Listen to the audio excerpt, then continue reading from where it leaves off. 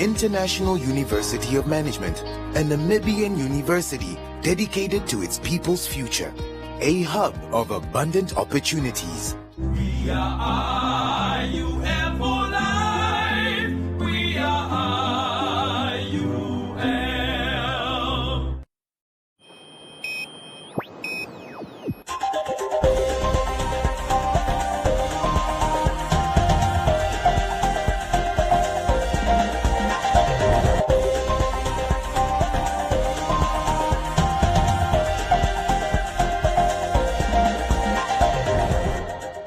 Good evening and welcome to Today on One. I'm Isai Sipunga.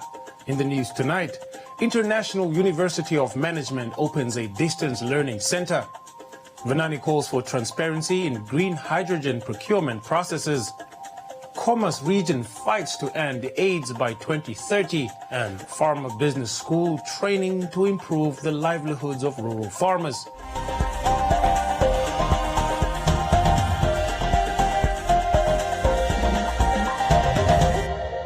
First up, the International University of Management launched a distance learning center at its main campus in Dorado Park, Windhoek.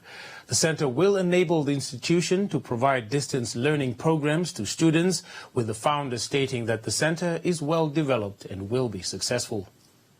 With over 12,000 registered students on campuses across the country, the International University of Management opened a Center for Distance and E-Learning, CEDEL, to cater to those that are unable to attend classes on campus on a full-time basis. According to founder David Namwandi, the center will provide online help to all faculties as well. The university shall no longer turn away qualified students or prospective students due to limited physical infrastructure. Is it well? Regional and international students who wish or aspire to pursue studies at IUM will do so from anywhere, even in their country of origin, with no impediment. Therefore, for SADC, this is an advancing regional integration, and of course honoring SADC Protocol on Education and Training objectives. IUM online distance curriculum is carefully well thought out, well articulated and developed, so it shall definitely be successful. IUM has acquired services of its own highly qualified professionals, as well as international professionals, to develop these programs, and is thus destined to succeed. He added that millions of Namibian dollars were spent on digital resources, such as electronic devices and internet access at the university. At the occasion, the institution also handed over certificates. The OCCD project has now come to an end, and the OCCD certificates will be awarded at today's ceremony in 6 categories. Category 1, that is those who developed one course. Category 2, those who developed 2 courses. Category 3, those who developed 3 courses. Category 4, those who developed 4 courses. 5, those who developed 5 and 6 courses. And then 6 is the project facilitator and coordinators award. The founder also pointed out that by embracing distance learning, the institution joins other universities that have incorporated the learning mode during changing times in the education system.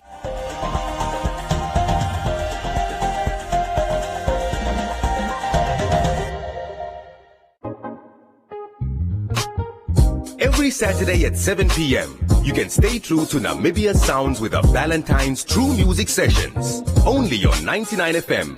Stay tuned. Stay true. There's no wrong way. Valentine's.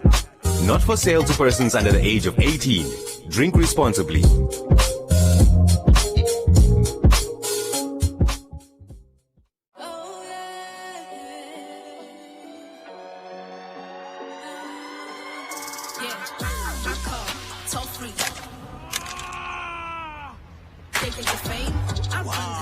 Connect in style with O Smartphone, Namibia's most affordable 4G handset.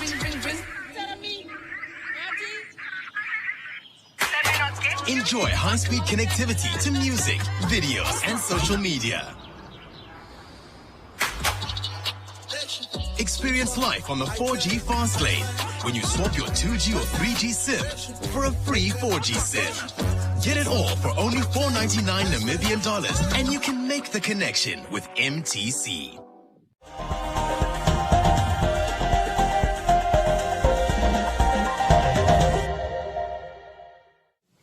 McHenry Venani, the president of the Popular Democratic Movement, has cautioned Namibia's head of state, President Hage Geingob, of suspected corruption that could arise from the country's multi-billion-dollar green hydrogen project ambitions. This comes after Namibia attracted the attention of several investors, including an international company which is said to be the preferred bidder for the $9.4 billion green hydrogen project, which is expected to provide a significant boost to Namibia's economy in terms of foreign direct investment and job creation. We are very adamant saying, Hage Geingob, keep green hydrogen energy clean. I demand from him, keep it clean. And we would look with all eagle's eyes on what will go on, because we are seeing already people lining up on this thing through insider trading, and we are saying that is not going to be acceptable going forward. Green hydrogen is one of the most popular sustainable forms of energy that is attracting multi-billion-dollar foreign direct investments, according to experts, and it could be the key to lowering the world's carbon footprint, creating thousands of jobs and stimulating economic recovery in countries like Namibia. According to McHenry Venani, the leader of the official opposition party, there are flickering lights of influential families allegedly queued up to benefit from the project, and he is urging the president to ensure that the green hydrogen procurement processes are transparent and open to all Namibians. I also want to put a very important matter to the table, and that is to call upon the President of the Republic to keep the hydrogen. There is so much hydrogen demand globally, and Namibia is receiving the necessary attention on the hydrogen as a site that can be able to produce hydrogen. But I want to warn President Geingob that if this thing has to really create the necessary job and the economic output that we envisage, then avarice, greed, and corruption must stay out of it. We are already hearing flickering lights of people's children lining up to want to do energy proposals, ABCD. We will not allow this huge hydrogen potential to be derailed because of corruption and greed. Procurement processes, both downstream and upstream, should be open. There must be clear tenders. There must be no corruption in this thing, because we have not seen nearly all contracts that went into this country. All of them are marked by murky water of avarice, greed, and corruption. So I'm calling upon the government and the President Hage Geingob that I put this hydrogen thing on your lap. If you want this thing to be a success, take corruption, take the lining up, take insider trading, take influential families out of this thing. Let it be open to those capable Namibian companies that can be able to tender both downstream and upstreams and the international bidders, and there should not be money under the table. Let's let this thing become clean, because I'm very alive to the fact that Namibia is invited for the first time after many years to go and attend the World Economic Forum in Davos early next year. And there is so much world attention on this country, to a point that they are also considering inviting some of us to go and speak about corruption and so forth. So what we are saying is that Namibia, we are a great country, but corruption has taken us down. Government is pretending not to be God, so don't be the god of corruption. Open up the procurement processes, make sure that everybody benefit in this thing in a very fair and transparent manner, taking our country socio-economic trajectory forward. Green hydrogen is created using electricity supplied from renewable energy sources like wind and solar, and it can be utilized in industrial operations like fertilizer production, as well as oil and gas refineries and automotive applications. President Hage Geingob, at his recent launch of the second phase of the Harambee Prosperity Plan, expressed that the HPP2 plans to investigate the feasibility of green hydrogen and ammonia production as a transformative strategic industry for Namibia's economic advancement. According to preliminary estimates, Namibia's potential for low-cost green hydrogen energy production could bring in over $9 billion in foreign direct investment and create about 15,000 direct jobs in the market.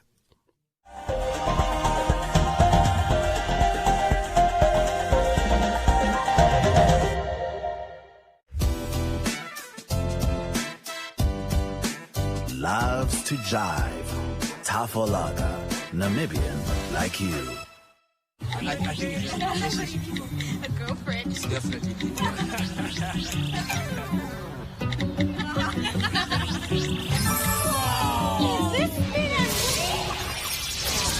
Whoa! Wow! Spin and win this summer. Use the MyMTC app or dial *111# and you could win a brand new Toyota Starlet, Corolla Quest or Hilux. MTC, make the connection.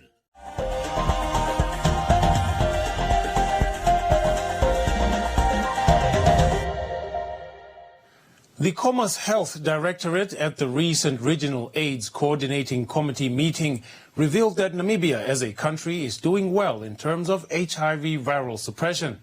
However, the governor of the Commerce region highlighted the interlink between HIV/AIDS and the COVID-19 pandemic, noting that the required health protocols of the two pandemics are interdependently complicating one another. According to Program Officer at the Commerce Health Directorate, Patemoshela Amunyela, tuberculosis and HIV data as of October 2021 shows that there are 22,370 active patients and 789 children currently on ARV treatment. TB cases to date are 898 with treatment success rates at 85%, targeted to be at 90%. Amunyela adds that HIV testing and counseling services are at 100% coverage at all health facilities in the region, with antiretroviral and elimination from mother-to-child transmissions at 100%. The death rate due to TB is 7%, and the drug resistance, which means patients that are not reacting to the susceptible TB treatment, the initiative, the first treatment that we are giving the patient, they are now standing at 56%. Those are the ones that are notified this year, but we have quite a cumulative number of them. The EMTCT, as I mentioned, we are currently standing at 98% of HIV-exposed infants that are still negative. And as the patients that are on community adherence groups are at 800, we are doing quite well as a region. Achievements, all facilities have trained staff that can offer TB HIV services. There is a good relationship between stakeholders and the Ministry of Health and other line ministries. Kapura Center is operating 24 hours. That's a big achievement in the region. We have community adherence clubs, as I said, or groups, and we are also doing home deliveries of ART to patients, and we are implementing the multi-month dispensing to decongest the health facilities and prevent the transmission of COVID-19 at the facilities. Country Director for the Society for Family Health applauded the Commerce region for its performance in HIV response, noting that Namibia has enough weapons to fight the disease, having put in place various forms of treatment for it over the years. When you look at the knowledge that we have gathered over time to now, Ms. Amunyela was talking about issues around community-based ART that are currently being delivered in our communities. We're talking about pre-exposure prophylaxis, we're talking about post-exposure prophylaxis, which means these are medicine you take if you are HIV negative to stay HIV negative. That's now pre-exposure prophylaxis, while post-exposure prophylaxis is a potential exposure you have to really prevent that you don't acquire HIV. Those are all development. Science has developed over time. Commerce is one of the regions doing very well when it comes to HIV response. be it a treatment, those who need treatment getting on treatment, and those who are on treatment who are virally suppressed, meaning that it's unlikely, very minimal, that they will transmit HIV to their counterparts through sexual intercourse because they are taking their treatment very well and the treatment is working very well. That's why it's suppressed. Governor of the Commerce region at the meeting highlighted the interlink between HIV and AIDS and the COVID-19 pandemic, noting that the required health protocols of the two pandemics are interdependently complicating one another. In terms of HIV/AIDS, that now we have the pandemic of the COVID-19, we are restricting people to visit one another and we are saying distance, don't touch each other. But then others, in the case of HIV/AIDS, maybe they need a hug from someone. It is an undeniable truth that our region, as the capital city of this country, has been the epicenter of the TB, hepatitis E, HIV/AIDS, and the current dominating COVID-19 pandemic. And this, of course, obvious. This is the center of this country, this is the center of administration, justice, and everything. So everybody, I say it is very scarce that you see a person moving from Commerce region to another region, but rather coming to Commerce region. As this pandemic are real in our region and are part of our daily challenges, and we cannot talk about the one without mentioning the other. These practical realities alone must be a wake-up call for us to reorganize ourselves in terms of our effective response to these health challenges, all of them that I just mentioned. We must all refrain from the misconception of seeing these health challenges as the sole responsibility of the affected ones and the Ministry of Health alone, but our joint obligation as a resident of this great region.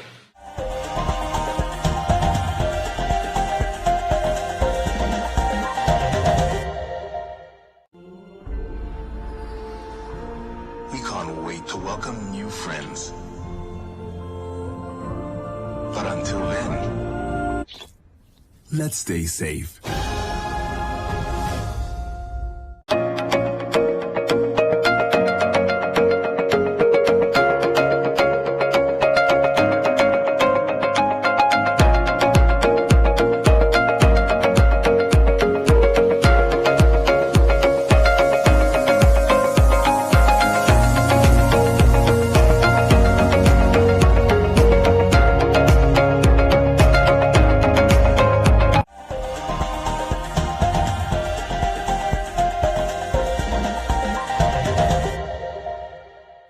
GIZ, in collaboration with the Red Cross of Namibia, provided training to rural farmers in the Sabinda constituency at Kasheshe to train and educate them on how to turn their farms into a profitable business.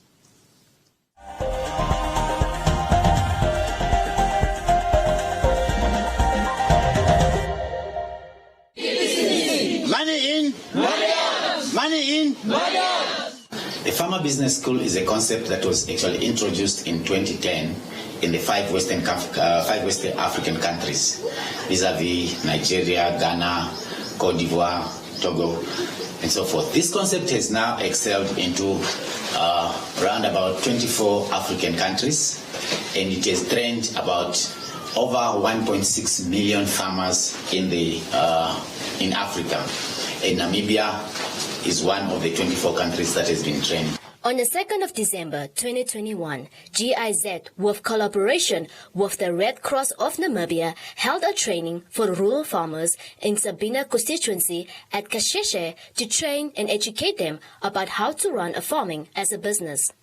In this manual, to roll the program out, we had to do the training of trainers, where we've been training trainers that are going to roll out the program itself.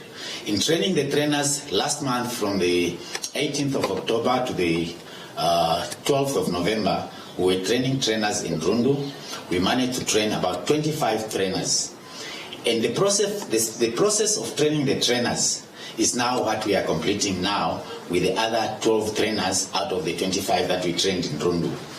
And this is what we call PLG, that's Pair Learning Group. These trainers are now paired into two, where they help each other to train this training manual now to the farmers. And then we continue with the assessment. And this is the training that has been assessed. And to make sure compliancy and quality, me as the master trainer, as the national master trainer, I have to be there to make sure that the trainers are doing as they were taught during the training. And this is what has been happening. One of the participants from the training, Moses Mandia, was eager to tell Agrion One team what he learned from the training. My name is Moses Medai from Kasheshe. I am thankful for the program the GIZ and Red Cross have brought to us. In this agriculture program, I learned a lot on how we can improve the crops that we are planting here at Kasheshe. Here we mostly plant millet and maize and also farm with chickens. We did not know that this can turn into a business, but now we know that this is a business where you can make money. We never knew. It has opened our eyes. It is for that reason why I am saying that I am grateful to them. As I am speaking to you now, some of us were involved in the poultry business, but we have failed because we did not know how to record what we invest in the business, but now we know how to keep the records of our businesses, what we invest and what profit we should get. About 150 farmers who completed the module graduated from the Farmer Business School project.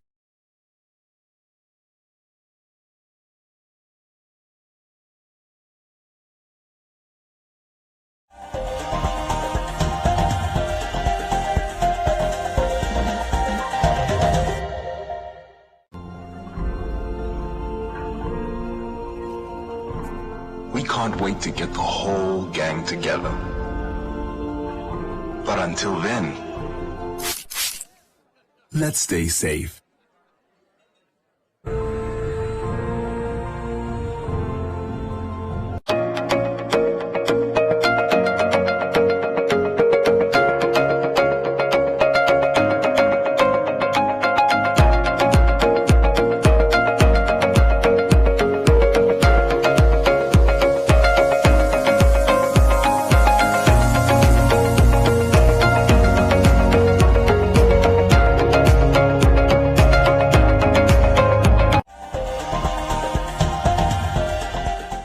Joseph Shifeni is up next with Business on One and the economic indicators.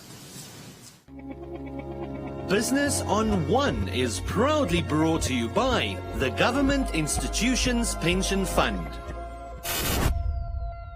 Welcome to this evening's edition of Business on One. I'm your host, Joseph Shifeni.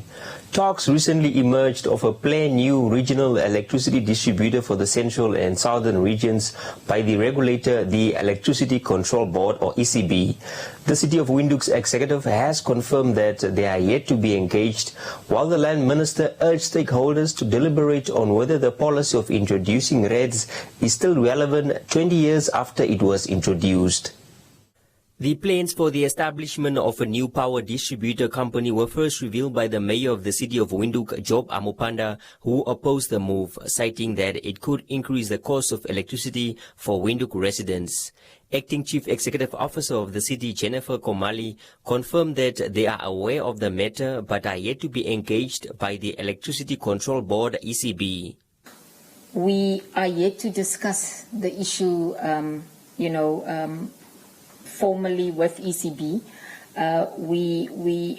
Their intention is known to us, but I think there is still avenues where we can reach a conclusion that is a win-win situation for both the ECB as well as for ourselves. When we listen to the ECB's concerns and the reasons why they necessarily want to create a RED, then we believe those are things that we can address. And also prove to them that we are operating within their regulations and can also execute on their mandate. So I think we are comfortable that, or we believe that we will be able to engage in discussions with ECB to ensure that when we come out of this, it can be a win-win situation for both council as well as for the ECB. Namibia currently has 3 regional electricity distributors, or REDs, namely the Northern Regional Electricity Distributor, or NORED, established in 2001, the Erongo Regional Electricity Distributor, or ErongoRED, in 2004, and the Central Regional Electricity Distributor, or CINORED, established in 2005. Minister of Mines and Energy Tom Alwendo, at a recent workshop, urged stakeholders to discuss whether the RED's policy is still relevant. Just because there was a policy taken more than 20 years ago, there's no reason why people shouldn't ask the question and say, is this still the right way? And let's not try to ignore answering that question. It's a relevant question. Although I know this workshop is not about that, but I'm actually just making the point, since I know most of you are actually actors within the electricity industry, and therefore that is a relevant question I think we have to start asking ourselves. In fact, as we speak at cabinet level, we also have been tasked to actually but rather start to answer that question to say, is it still the right way to go how to develop this industry? And therefore, whether as part of this platform or in your own other platforms, let's try and actually discuss the issue and see whether we come up with a different answer, or we still believe that what was decided then is still the right way to go. The REDs were initially introduced by the government with the main aim of achieving more efficiency in the distribution of electricity. Business on One was proudly brought to you by the Government Institutions Pension Fund.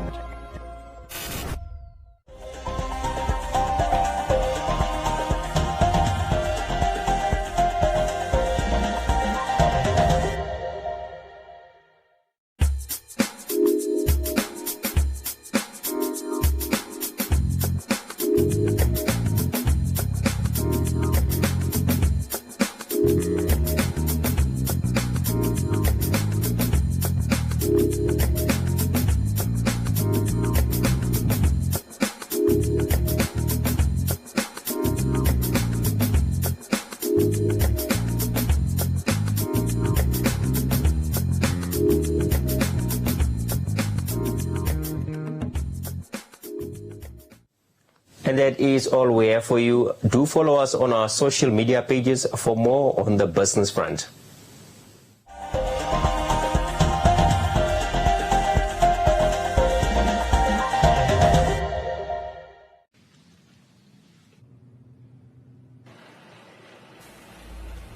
It was the silence that connected us all. But the journey started long before that day. Coach has a gift to be able to spot talent a mile away.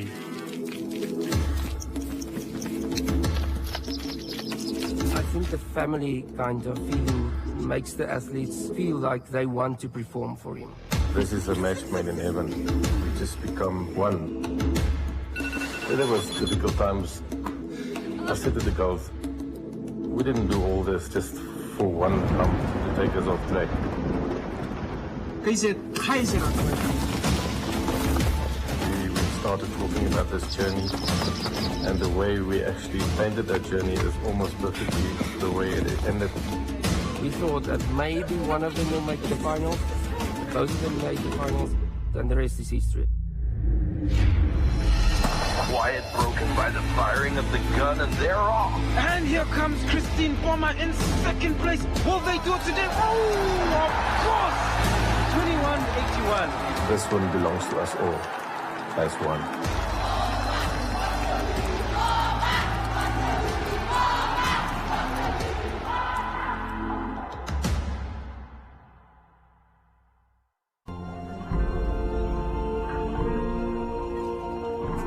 We can't wait to get the whole gang together. But until then, let's stay safe.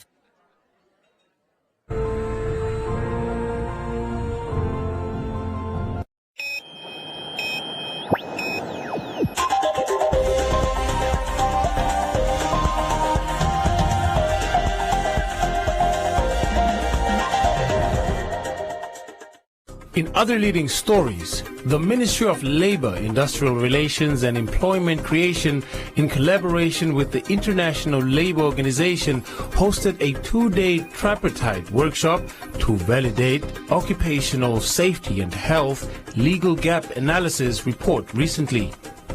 The legal gap analysis is the first phase geared towards the formulation of an OSH Act. The analysis provides information on gaps between existing national laws, national regulations, policies and programs, and the requirements of the ILO Occupational Safety and Health Convention of 1981 and its protocols of 2002, Promotional Framework for Occupational Safety and Health Convention of 2006, and Occupational Health Services Convention of 1985. During the validation, social partners and stakeholders were equipped with ILO conventions and protocols to enhance knowledge and understanding on ILO OSH standards and promote positive contribution to the gap analysis, report validation, and OSH bill development thereof. Participants made inputs on the legal gap analysis report, made proposals and recommendations to possible solutions intended to align national legislations with the ILO legal instruments.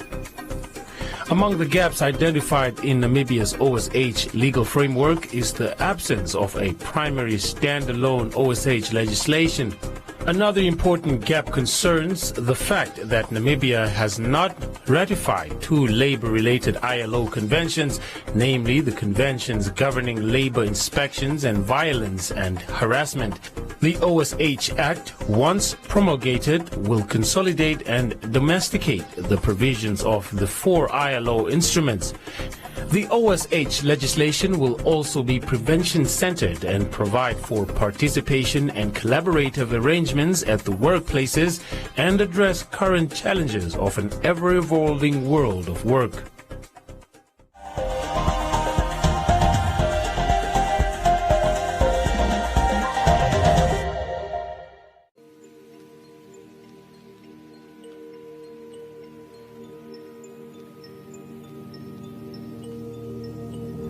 We are molded with the utmost intricacy,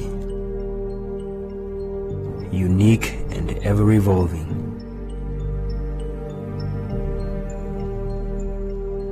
But we will always need a guiding hand.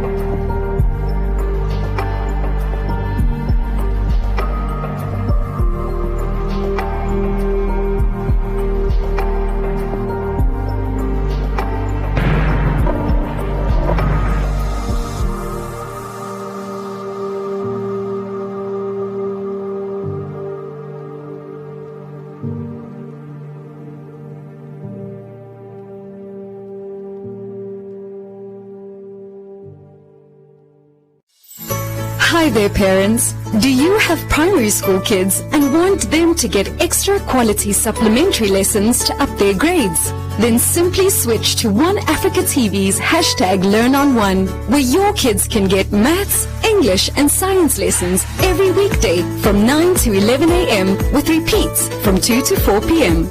And thanks to NMH's MyZone, these lessons are 100% Namibian. There's so much to learn with #LearnOn1. Invite learning in.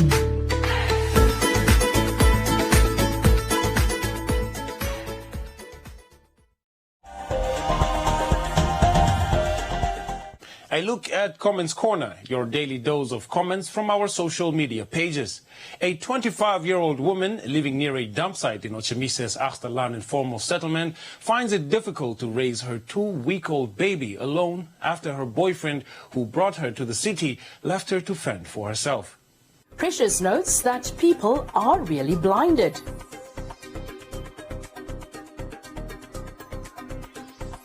Jason says it's an open market, adding that those foreigners came to make money.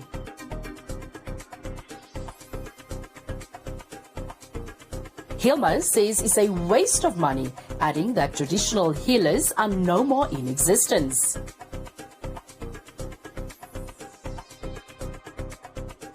Emen Shuya notes that our law is too weak. That's why people are flocking to Namibia.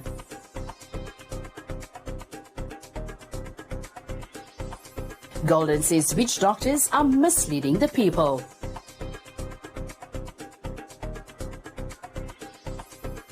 While Lynette wants to know why arrest him when the people choose to go to him, asking why people can't learn from the past experiences.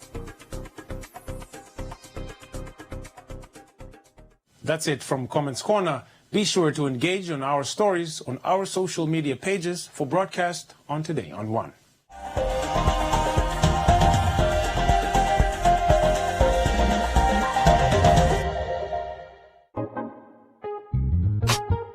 Every Saturday at 7 p.m., you can stay true to Namibia Sounds with a Valentine's True Music Sessions. Only on 99 FM. Stay tuned. Stay true. There's no wrong way. Valentine's. Not for sale to persons under the age of 18. Drink responsibly.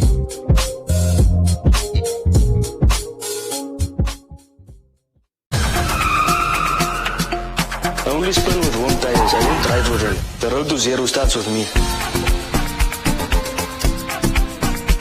I don't drink and drive. I'm going to take a taxi. Where to? Safe to zero. Put on your seatbelt, say. Yeah. The road to zero starts with me. Jaywalk and it might be your last walk. The road to zero begins with me. Better late than never.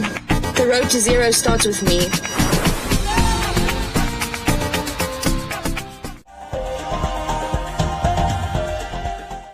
And looking back on the sports front this year, in their effort to improve on sports performance, either in administration or on the track, the Namibia and Botswana Sports Commissions this year signed a memorandum of understanding in order for them to collaborate in addressing some of the areas lacking in the sports fraternity. Castro Lumbu has more.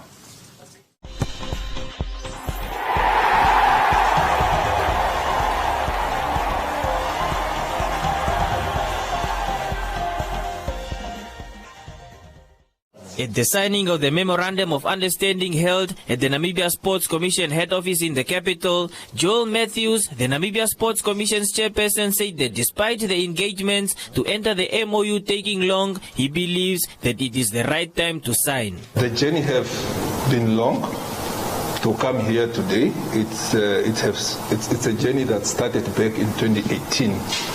And we had several visits between the two counterparts in both countries to be able to discuss the way forward, how we are going to come about to be in a memorandum of understanding as sister institutions. This MOU is seek to formalize the relationship between the two parties, to establish, strengthen and sustain cooperation in the field of sport administration and development in accordance with the relevant legislations that govern both parties. In particular, which is not limited to, in exchange in sport code strengthening, collaborative involvement in sharing of human capital, exchange of management, best practice, high performance and exchange of coaches, referees and umpire and administrations. And we have thought that it's our duties to ensure that we are cascading this effort to implement the MOU at our level. And not only our government, but also at the regional level, the African Union Sport Council Region 5. There is encouragement at that level that as member countries of the Southern African community, we must come together, learn to work together, leverage from each other's skills so that we are able to ensure that we have a mutual benefit for our members and for whatever purpose we have come into this mutual agreement.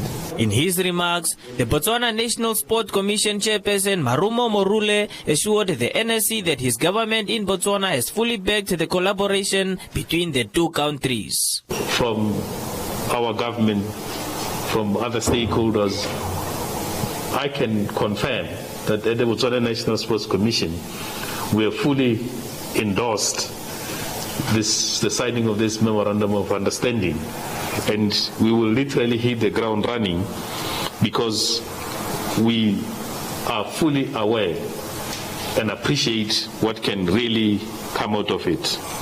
It is not a secret that we have always envied the performance of Namibian sport. I think the names are too numerous to mention, and as you might be aware, they just ended youth athletics competitions in Nairobi, the Tokyo 2020 Olympics. Those are the kind of things that actually propel us to say we can do better. And this memorandum of understanding is a protocol, a tool through which, a vehicle through which we can, both countries, double our efforts. The MOU signed between the two commissions is a 4-year agreement with an option to extend. Sport codes that are part of the agreement are, amongst others, Paralympic sports, chess, horse racing and wrestling, whilst the BNSC will assist in netball, karate, athletics and basketball, as well as volleyball, to name a few.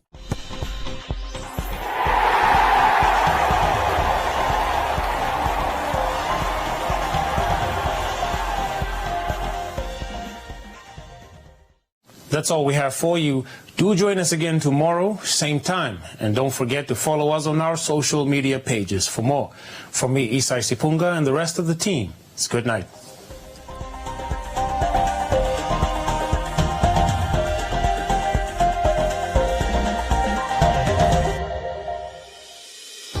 The International University of Management, a Namibian university dedicated to its people's future. A hub of abundant opportunities. We are IUM for life. We are IUM.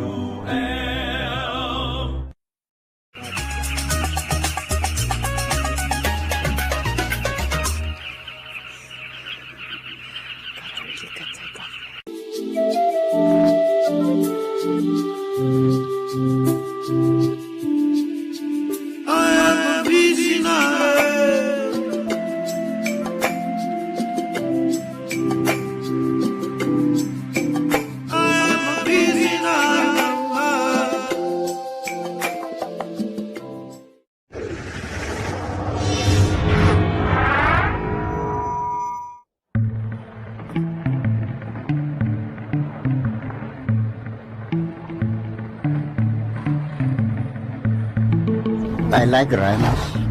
I like them very much. Future here in this area is depending on the tourism. The future generation, they can see and they can benefit from their own resources. Animals like rhinos, elephants, the big five, you benefit from them and it must be respected.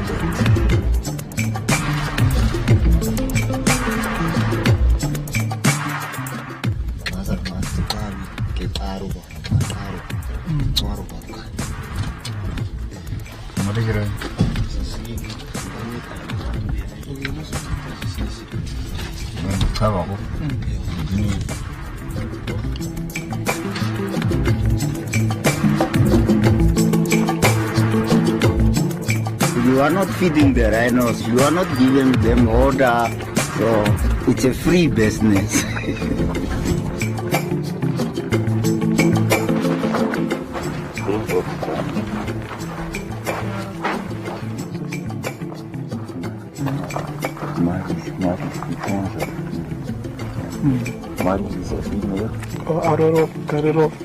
I take two of my sons, which was little bit 5 years old. They were young guys. So they asked me questions. Why are we here? Why are we sleeping here? I told them this is our resources. and this is our future.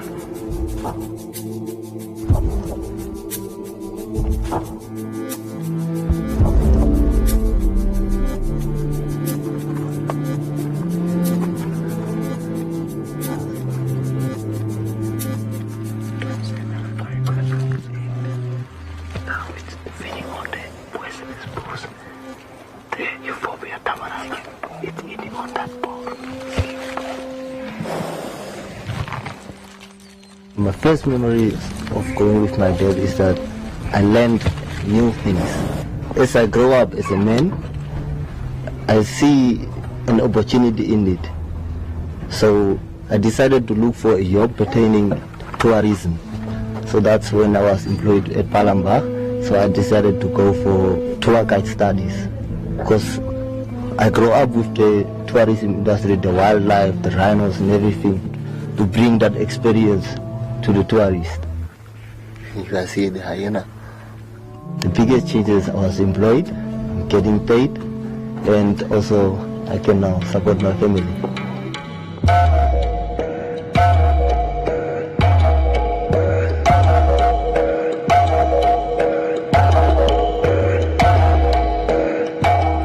It's a cultural thing. It's coming a long way. Even if you go to area like Tweefontein, area was a lot of paintings. You will see rhino engravings on the rocks. That is an indication that the interaction between human, especially the local communities, and wildlife is dating back. That intimacy relationship is coming for a long time. We are right here now at Palembang, and Palembang is one of the big lodges in the heart of the desert.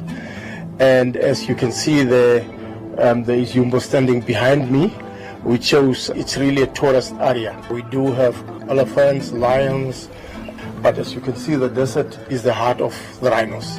This is the main breeding area of the rhinos, is what we found here in this desert. It's the largest free-roaming population of black rhinos that you find outside national parks in the world.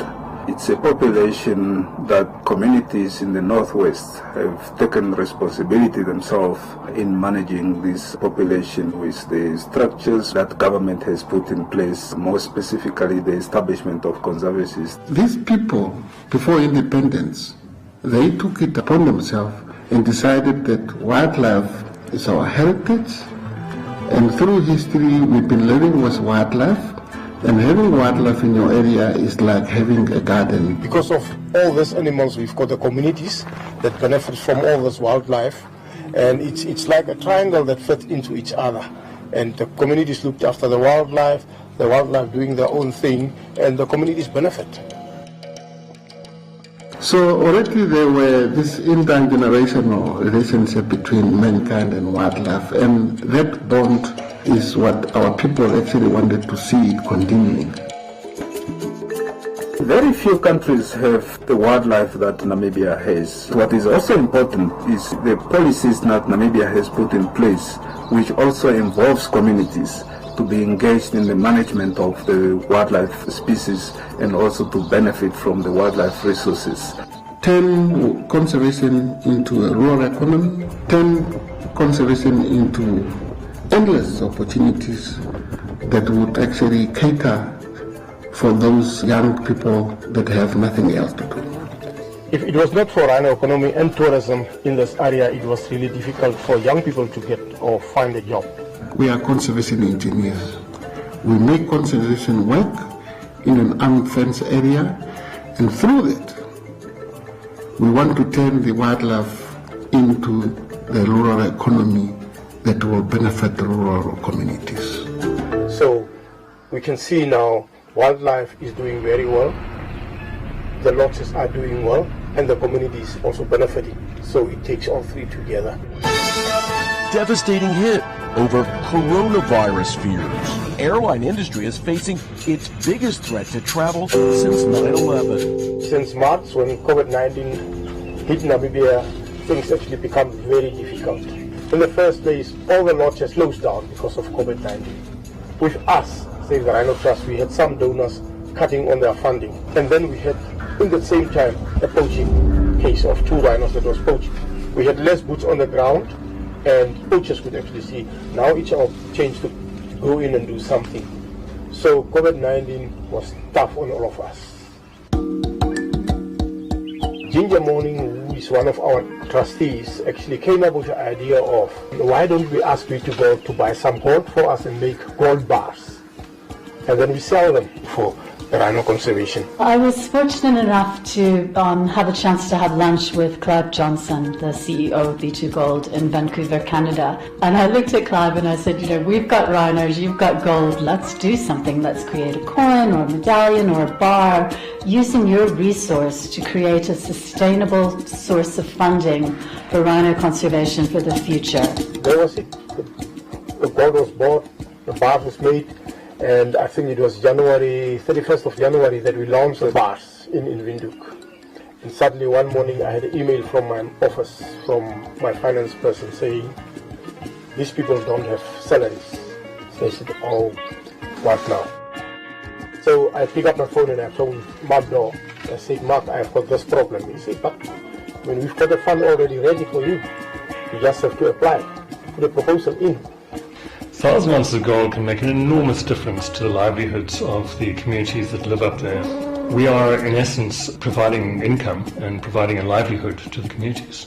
In the absence of tourism, especially now with COVID-19, even prior to that, when we had such a bad drought, the communities became even more dependent on the natural economy. The idea is to make this a fund that will last for the next 25, 30 years, or even longer. And a portion of that will be distributed immediately as needed. And in this case, the COVID-19 crisis necessitated us to distribute funds to pay salaries to help people in the field. The proceeds of the sales from the gold bars will be going towards responsible NGOs. And we've identified Save the Rhino Trust as the key NGO.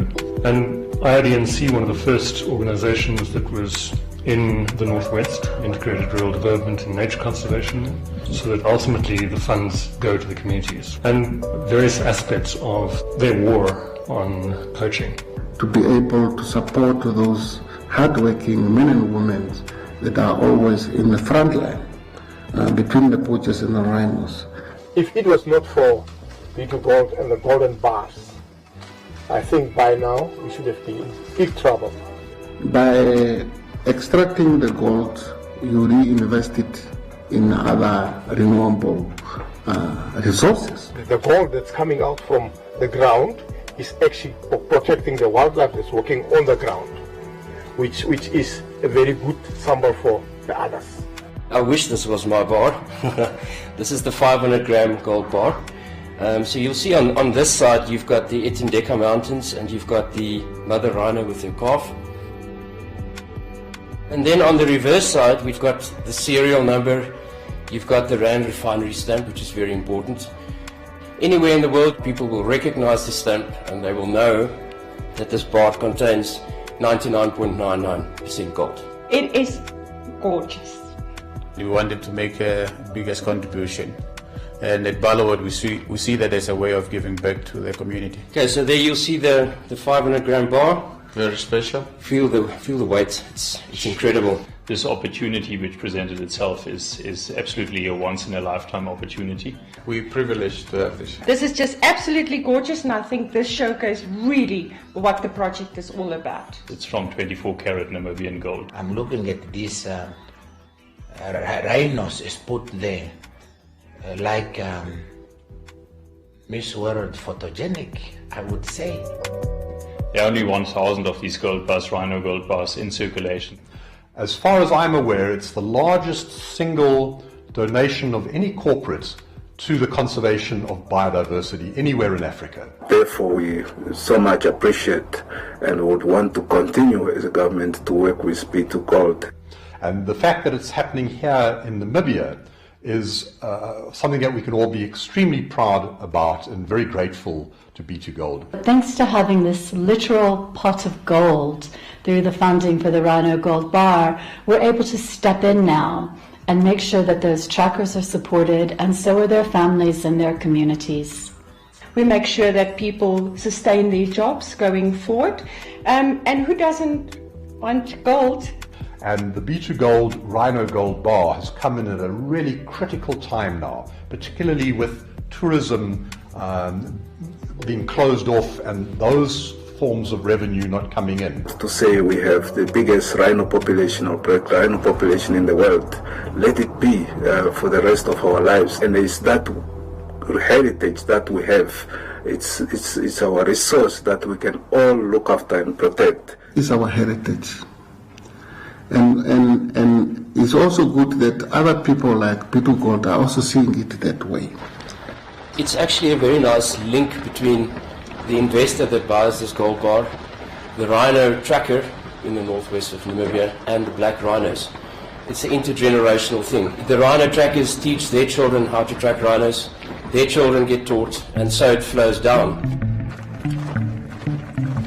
This is something that I want my children to have, and that we leave a little bit of a B2 Gold legacy. And if I can be part of that as part of my family, I'd be very proud. It can also become an inheritance for the generations of my own clan. My children, my grandchildren. If we can bring that passion over to future generations and to hand that over to my children, and I hope that that same passion for conservation gets migrated over to my kids. And what we've done together is create a sustainable source of funding that should outlive all of us. You know, I think as far as B2 Gold is concerned, we couldn't have chosen a better target in which to put our efforts as far as the environmental and conservation pillar is concerned. And I want to stress there that the money that's going towards environment and conservation is actually going towards the people. Rhino is for all of us, whether you are in Canada, whether you are in Vancouver, whether you are in the US. If you really want to see conservation at play with rural communities, I therefore humbly request each and everyone to join us on our Rhino tour and have a wonderful experience. This is what keeps rhinos on this planet. I've done rhino trekking experience. It was just amazing walking in that landscape of the Kunene. And as we followed them, we could now find rhinos with the calf. We got the closest distance we could. It's a warning sign. And it was just amazing and lovely, something to experience that Namibia can offer.